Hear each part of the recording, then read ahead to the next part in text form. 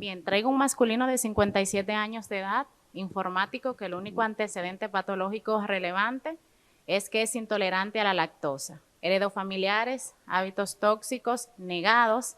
Llama la atención que el paciente no tiene antecedentes de COVID y tiene sus vacunas completas. La historia del paciente inicia en septiembre del 2021 con un cuadro de disnea progresiva, tos seca y dolor torácico tipo pleurítico de predominio izquierdo. Acude a un médico general, lo manejan con Neufil en jarabe, con lo cual no mejora, y acude a una consulta de neumología por primera vez en octubre del 2021. Allí le realizan dentro de lo que su condición económica, pues él podía costear ciertas analíticas y pruebas, y dentro de ellas se evidencia una tomografía de tórax con un patrón de tipo neumopatía intersticial no específica. Él mismo es ingresado en ese centro de salud, le realizan prueba de COVID, PCT, procalcitonina, PPD, cuantiferón, baciloscopía, cultivos de esputo, los cuales resultaron ser negativos. Por cuestiones económicas, el paciente pide una de alta petición y es egresado de manera ambulatoria con este esquema de tratamiento que ven allí: esteroides, broncodilatadores y completar antibioterapia bioral con moxiflozasino. El paciente mejora del dolor, mejora de la tos, persiste con la disnea, pero refiere leve mejoría. Se pierde, y no es hasta diciembre de ese mismo año, cuando acude nueva vez a consulta de neumología con empeoramiento de la disnea. Allí le realizan una espirometría con un patrón restrictivo muy severo y es ingresado a unidad de cuidados intensivos. En ese ingreso, pues le realizan pruebas que dentro de su centro de salud, en donde estuvo ingresado en unidad de cuidados intensivos, realizan. Reportan anticuerpos antinucleares con una dilución de 1 en 160, un patrón homogéneo, además un factor reumatoide en 164, el paciente oxígeno dependiente y es referido a reumatología. El paciente se egresa en enero dependiente de oxígeno, cae en depresión, este es el manejo con el que fue egresado de dicho centro, y no es hasta abril del 2022 cuando acude por primera vez a reumatología, pues ya con la ayuda económica de sus familiares que vinieron pues a poder ayudarlo a sobrepasar esta calamidad, como él así la denominó. Cuando viene a mi consulta, lo relevante es que oxígeno dependiente, dentro de la revisión musculoesquelética dirigida al abordaje reumatológico, el paciente refiere fatiga, artralgias mixtas, mecánicas e inflamatorias, en metacarpofalángicas e interfalángicas proximales y seroftalmia. Dentro del examen físico, unos signos vitales en donde está saturando 100% bajo oxigenoterapia, taquicardia, y el examen físico reumatológico, pues lo único que encontramos fueron nódulos de Everdeen y crépito en hombros y rodillas. Vemos los laboratorios pertinentes para poder optimizar o validar un diagnóstico en este paciente. Viene con un control de factor reumatoide 3 meses después, que está en 137. Un reporte de IL-6 en 912 y reactantes de fase aguda elevado. El resto que no está aquí es porque está negativo del panel local que se realizó, incluyendo anti-PCC, incluyendo panel ANCA. Las radiografías de manos y pies realizadas en este paciente solamente denotaban pinzamiento articular de interfalángicas proximales y osteopenia justa articular. Comenzamos con la primera ronda de preguntas. Por favor, escanear aquí el código.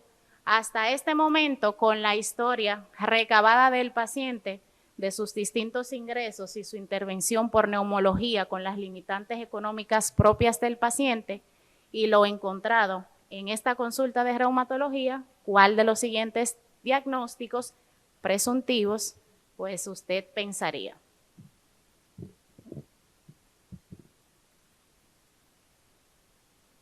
Siete segundos pura.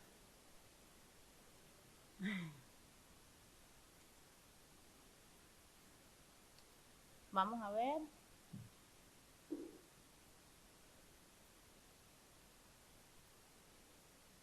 Los resultados.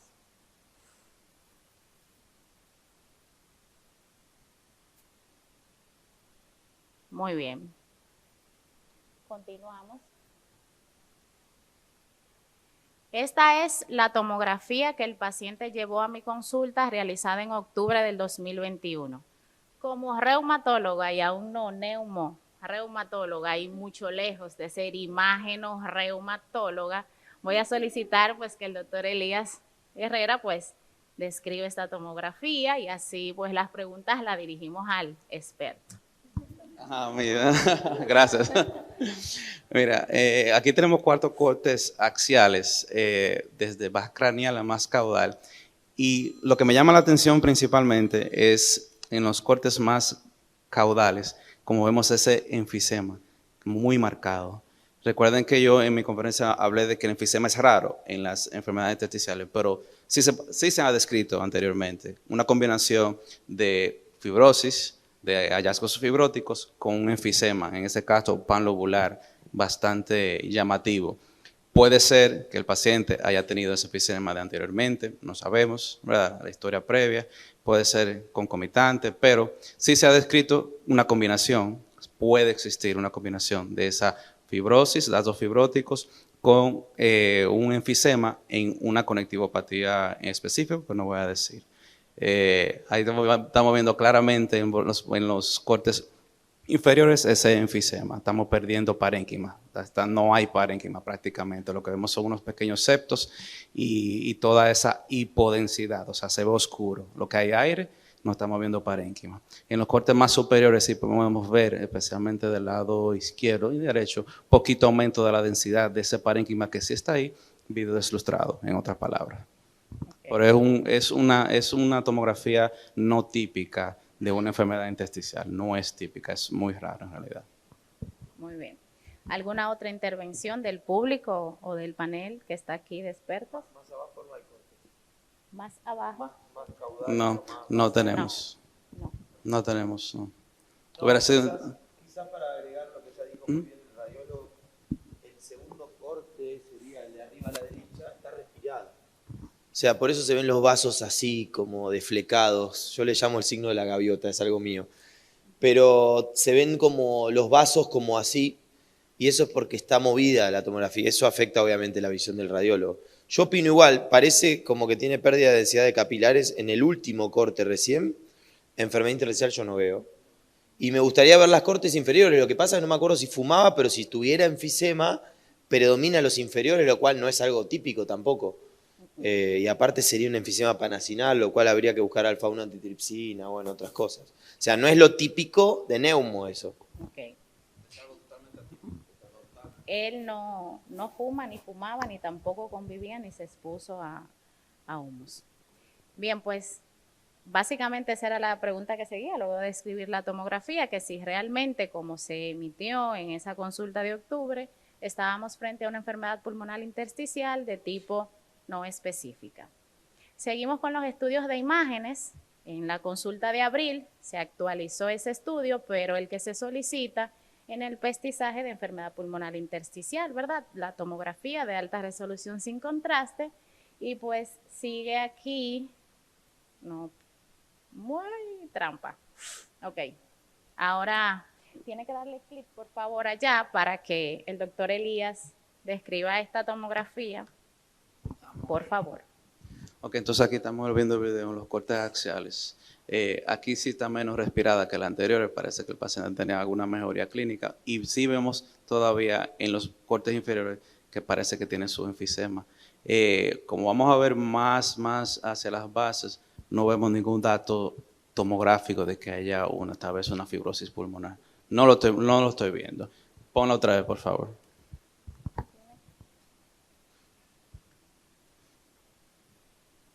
Por favor, dale clic.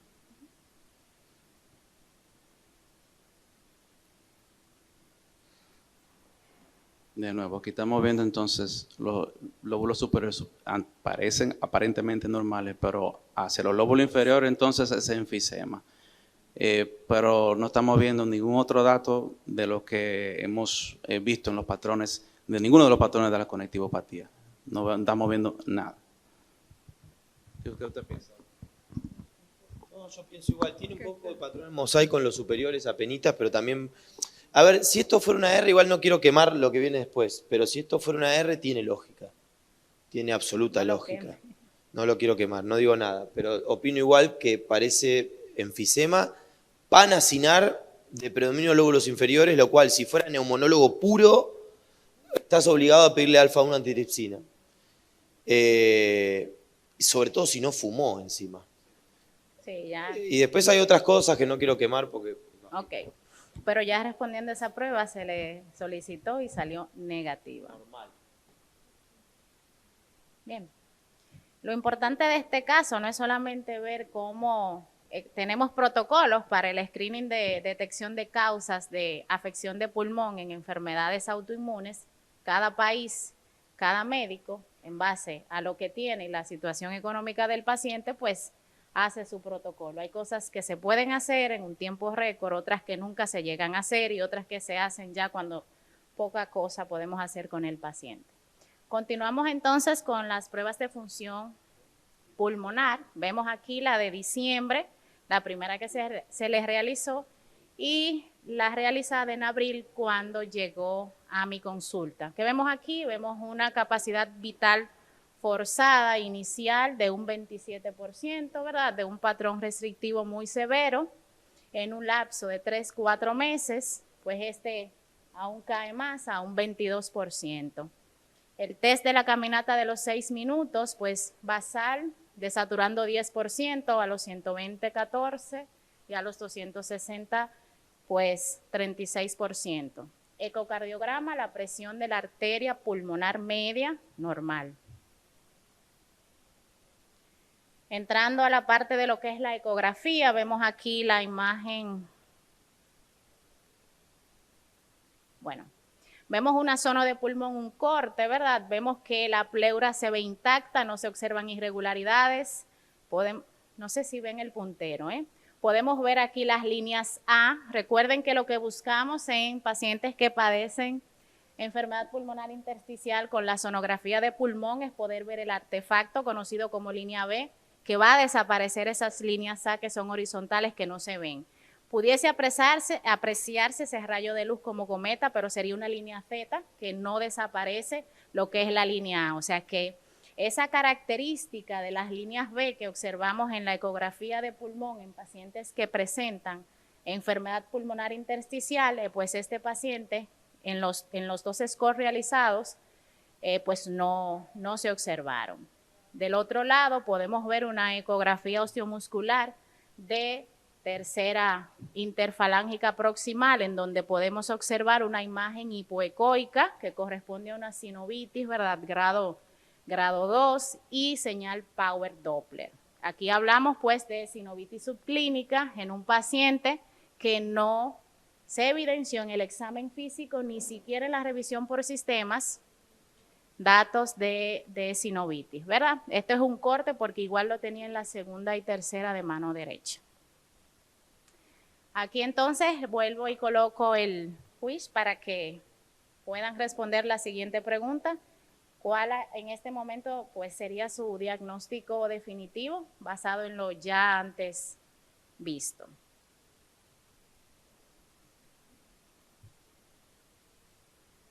Y estas son las opciones: artritis reumatoide, enfermedad pulmonar intersticial con características autoinmunes, lupus o síndrome de Sjögren.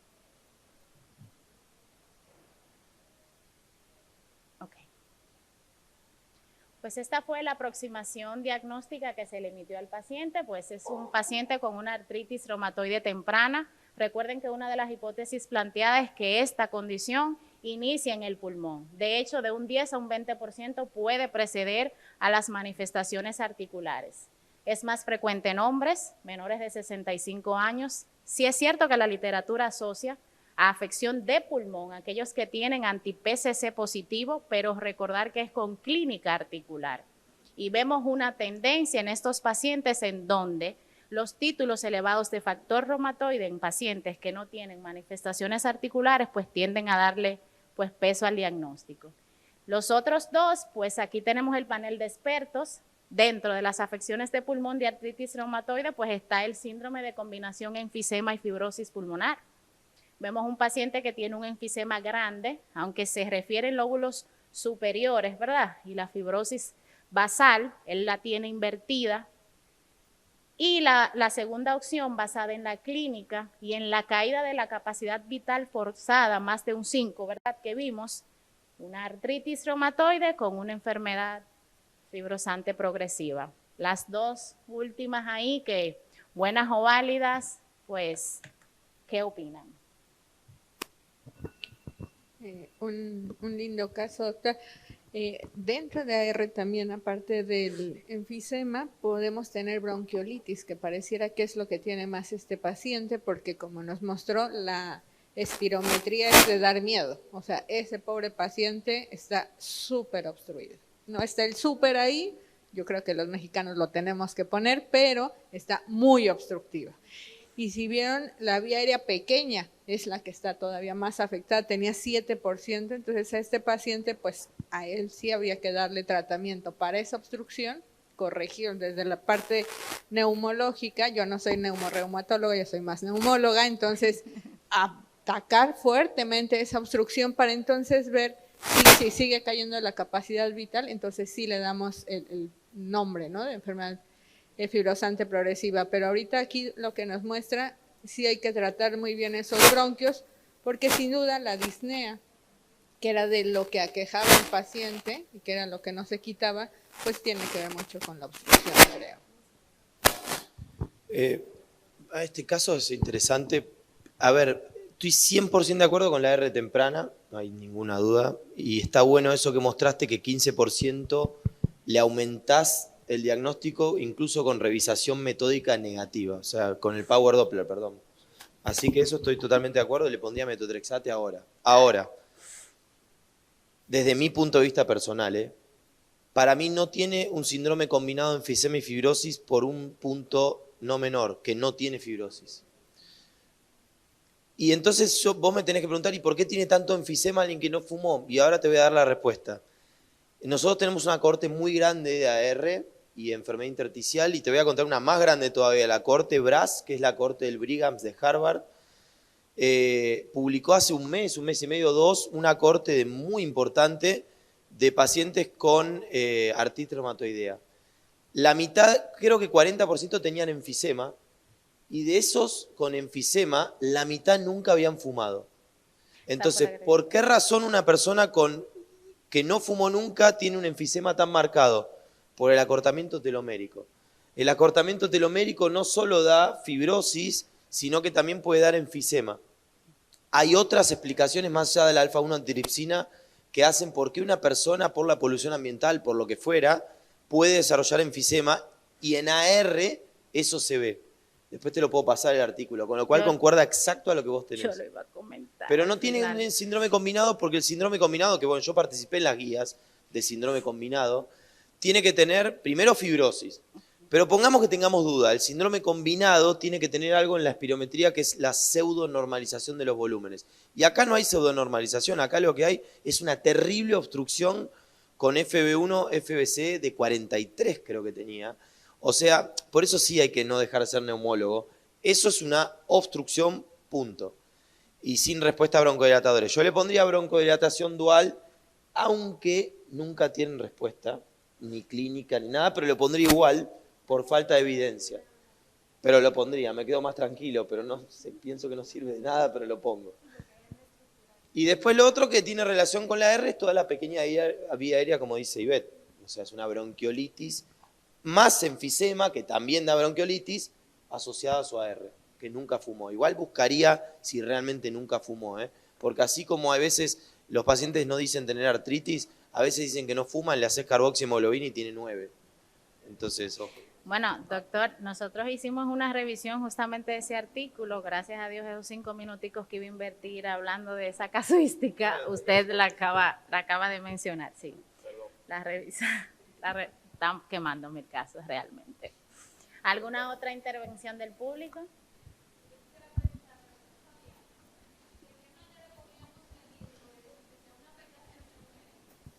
No, me tocaste el corazón.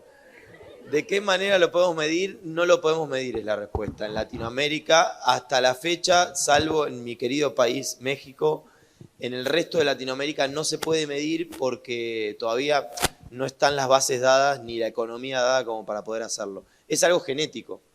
La longitud de telómero se asocia, bueno, es una experta Ivette. El problema está en cómo se tienen que medir los telómeros. Es un método especial que quien lo desarrolló, la verdad es que no lo quiere como abrir a todo el mundo. Europa hace mucho medición telomérica. De México fueron 2 colegas a aprender a hacer la técnica y no me pregunte cómo, no se replica. Entonces, por eso es que todavía no lo podemos tener, es súper difícil. Pero ya estamos trabajando para ver cómo hacemos que Latinoamérica lo empiece a medir. Sí, pero un poco se ha asociado también los telómeros, muchas de las enfermedades intersticiales que no son secundarias, eso se vio más en fibrosis pulmonar idiopática, el acortamiento de los telómeros favorece el que aparezca fibrosis pulmonar, ¿no? Entonces, realmente es algo que quisiéramos medirlo, así como uno de los biomarcadores que les decía, pero hoy por hoy no lo podemos medir. Entonces, es más bien algo que nosotros decimos, incluso les iba a decir un poco eso con la edad. Hay que recordar, y hubo un tiempo que estaba eso de que el enfisema senil, y decían que como íbamos envejeciendo, era más fácil que pudiéramos tener enfisema. Ahora sabemos que tampoco es tan cierto, son de los mitos que ha habido de enfisema, pero ahí un poco habría que preguntar más laboral, si hay algún riesgo de que este paciente se haya expuesto a otra cosa y por eso tuviéramos el enfisema. Entonces, ya que tenemos un diagnóstico y que ese es el que nos está dando lata, pues hay que ir para atrás y tratar de ver cuál es la causa del enfisema. Capaz que no hay un agente causal, pero pues sí llama la atención y es lo bonito del caso. Vamos a ver si el tratamiento, como a veces lo usamos diagnóstico y como tal, puede arrojarnos luz, ¿verdad? Más o menos. Tal cual. Hola, otra vez.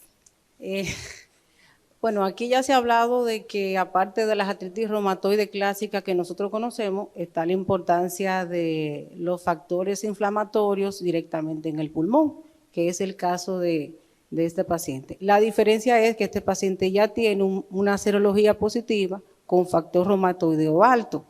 Entonces, solamente una observación. Artritis temprana, a mi juicio, tendría mucho que ver con el tiempo de evolución de la enfermedad. Y ya el paciente tiene más de 1 año 6 meses. Entonces, sería una artritis seropositiva asociada a. Ahora, sería bueno también ver el tema de la exposición. Si ese paciente tiene algún familiar que es fumador, donde pudo haber sido fumador pasivo, que nos pueda ayudar un poquito a explicar por qué el pulmón llegó a la condición donde está. Okay. Muy bien. Recordar que en cuanto a tiempo está la temprana y está la establecida, ¿verdad? En el contexto de este paciente no sería preclínica, que es donde vemos los anticuerpos que sí lo tiene. Aunque no tenga síntomas, tenemos un estudio de imagen que denota que sí. Entonces, en ese contexto es la clasificación. La siguiente pregunta para el panel sería, ya basado en lo que hemos visto y el diagnóstico emitido, ¿cuál sería el inmunomodulador a utilizar? Bueno, en esa paciente realmente como sí se evidenció que hay sinovitis en el Power Doppler y que es de hecho una de las ventajas que tenemos de esta herramienta, podemos hacer un diagnóstico temprano y partiendo de los hallazgos que tenemos a nivel de pulmón, que es más obstructivo, bueno, pues en realidad tenemos que enfocarnos en la actividad de la R, así que yo inicialmente partiría de metrotexate, que sería nuestra primera línea, y valorar a evolución clínica. Como únicamente fue por el Doppler, la verdad es que ni siquiera esteroide, porque ella no se estaba quejando de nada, pero sí me iría con metrotexate como tratamiento. Él usa 30 miligramos cuando llegó a mi consulta y a partir de ahí se comenzó a decalar, pero por neumología. Y desde por el punto... ya él tenía llegó a mi consulta en abril con 30 miligramos. Él se había sometido a pulso cuando estuvo ingresado en intensivo en el Eslaley. Y desde el punto de vista pulmonar, aunque sea por mucho daño estructural que tenga enfisema, hay que ponerle los inhaladores, porque es que esa obstrucción que presenta en la función pulmonar. Ujú. O sea, Él tiene humeclidine y perfecto. salmeterol con, bueno, con tendrá que fluticasona. tiene 2. salmeterol, fluticasona, más euclidina. Tiene triple terapia. Tiene, triple también terapia. tiene. Malo, ok, perfecto. Está bien ahí entonces. Ok. Yo lo veo muy bien. Sí. Bien, y en ese mismo contexto, ¿utilizarían un antifibrótico? Vamos a pasarla, no hay ni siquiera que votar. Bueno, este fue el abordaje de tratamiento que se le dio al paciente, pues en abril evidentemente iniciamos con metotrexate. Recordar que como es intolerante a la lactosa, en nuestro país viene recubierto de lactosa y eso potencializa los efectos secundarios gastrointestinales en el paciente, por lo que inicié con metotrexate subcutáneo. Inicialmente 15 miligramos hasta alcanzar 20 miligramos, obviamente con ácido fólico. Como le comenté, él tenía 30, aquí teníamos 20 de esteroides. Cuando viene a la consulta de mayo, pues él aguantó lo más que pudo, molestias gastrointestinales igual, a pesar de que la vía de administración fue diferente, mareos y cefalea. Entonces ahí cambié de inmunomodulador y le coloqué micofenolato de mofetilo, en base a que no iba a poder permitir, o sea, que ese paciente se adheriera en el tiempo al metotrexate con esos efectos secundarios. Comencé con con 1 gramo para ver la tolerancia hasta alcanzar 2 gramos. En vista de la evolución tan rápida y esa caída tan importante de la FBC, desde ya me planteé la solicitud pues de tocilizumab, un antirreceptor de IL-6. Si vieron en el slide de la evaluación de reumatología tenía unos niveles elevados de IL-6. Es costoso, de aquí a que pues salga la aprobación, se va a tardar unos meses. En julio comencé a decalar los esteroides a 10. En el mes 6 ya ahí él había iniciado tocilizumab subcutáneo, 162 miligramos. Vaya sorpresa, o sea, más el tratamiento que ya la doctora Esther pues comentó de neumología y su rehabilitación pulmonar. En septiembre, pues cuando viene a la consulta, va con el oxígeno si lo necesita. Y actualmente, en octubre, tiene 2 gramos de micofenolato, su tocilizumab subcutáneo, 5 miligramos de prednisona, más la parte de neumología. ¿Es cuánto? Para llevar a la casa, o sea, lo importante de este caso es que nosotros tenemos que crear nuestros protocolos basados en las limitantes que tenemos del país y propias del paciente. No podemos esperar tener unas manitas como esa que están aquí para que lo del pulmón se asocie a una conectivopatía. Y por último, y no menos importante, pues los radiólogos a nosotros son el ojo, nos dan la luz. Y en conjunto con el neumólogo podemos decir el tipo de patrón, si se asocia o no, y mejorar la calidad de vida en ese paciente que le está afectando, que es la respiratoria. Y nosotros somos reumatólogos. Valga la redundancia, pues el manejo en conjunto es lo que va a garantizar que se puedan alcanzar estos objetivos como el de este paciente. Gracias.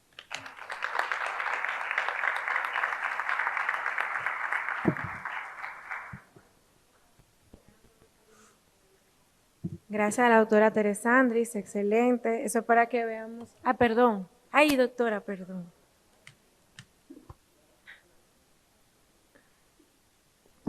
Aló. Yo tengo, es como, doctora, muy interesante su caso, pero yo tengo como una curiosidad, es ¿qué es lo que yo estoy tratando?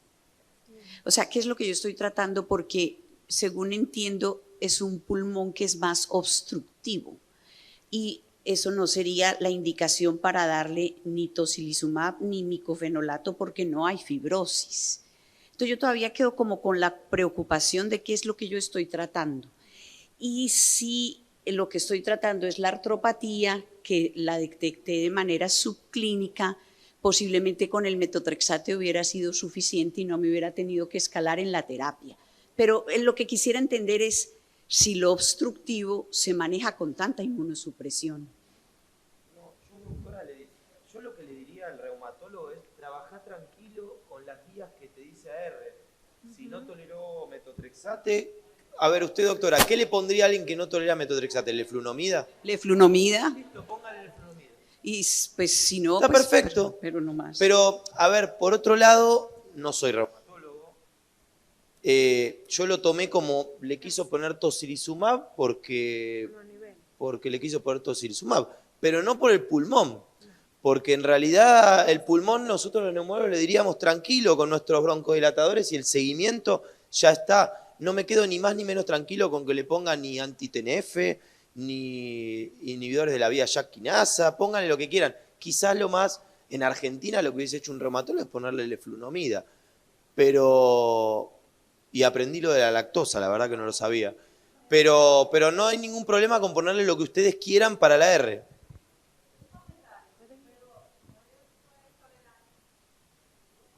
Se escucha. Perfecto.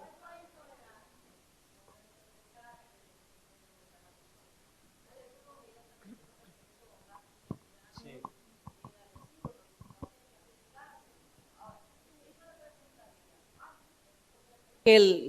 Que el Atenra, el tocilizumab había sido porque era lo que tenía, subcutáneo, que a veces no tiene una respuesta tan eficiente como el endovenoso, yo lo hubiese puesto endovenoso. Pero yo arriesgarme otra vez que el paciente haga intolerancia gastrointestinal con leflunomida, que de hecho es costoso aquí también, y tenemos a veces más el tocilizumab aquí en República Dominicana, con todo y que tenemos ahora una situación especial, es más asequible que tú comprar una leflunomida porque es más costosa. Y encima de eso, también puede tener intolerancia al paciente, aparte de la alergia que en algunos pacientes presentan. No está mal poner tocilizumab. Yo creo que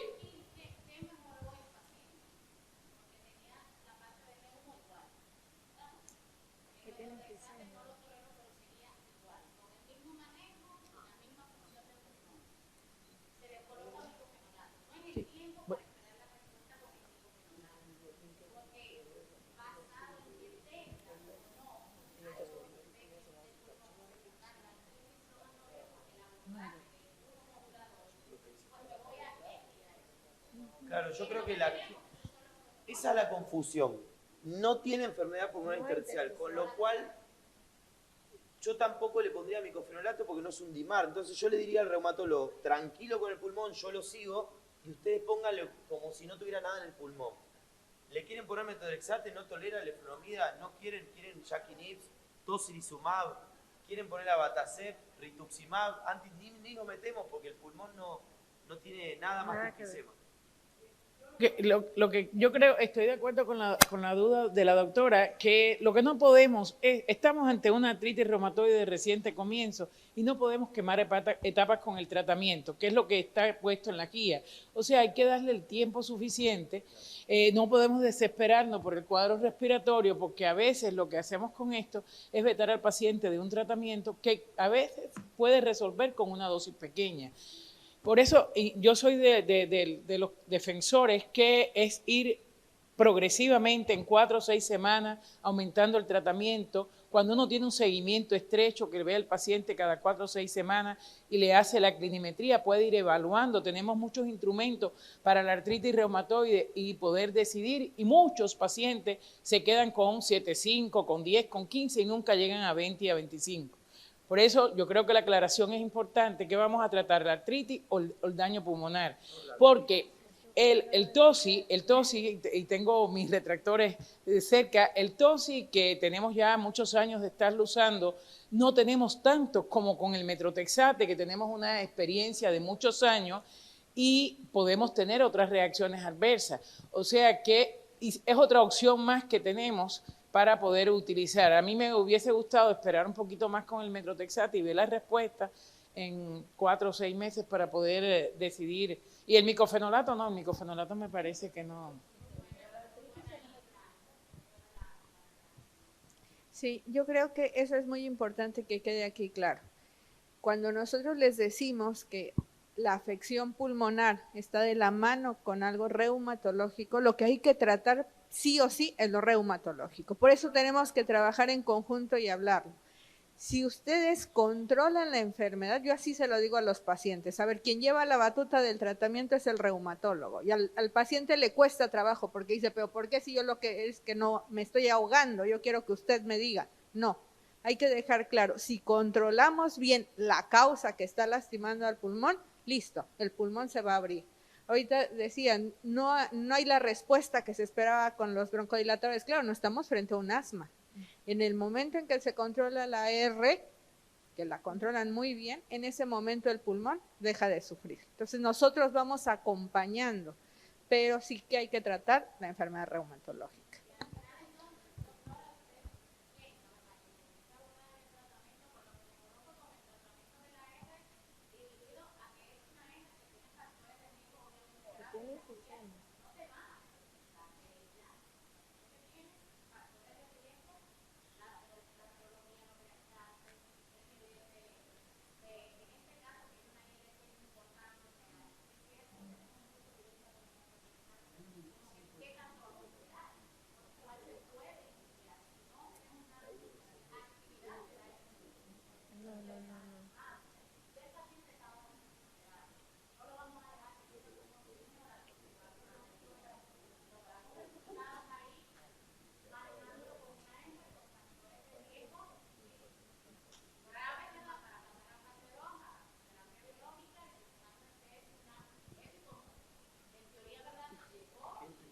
No, eso es lo que... Eso fue lo que pusimos por eso fue que Es que pusimos. yo creo que ahora te cambia porque te juro que Epi no tiene. Eso ahora cambia mucho porque no es lo mismo tener o no tener. Tiene enfisema, pero no tiene enfermedad intersticial. Con lo cual liberaríamos al reumatólogo a actuar según sus guías. Igual Doctora es un Gocha. caso muy raro. Doctora Gocha.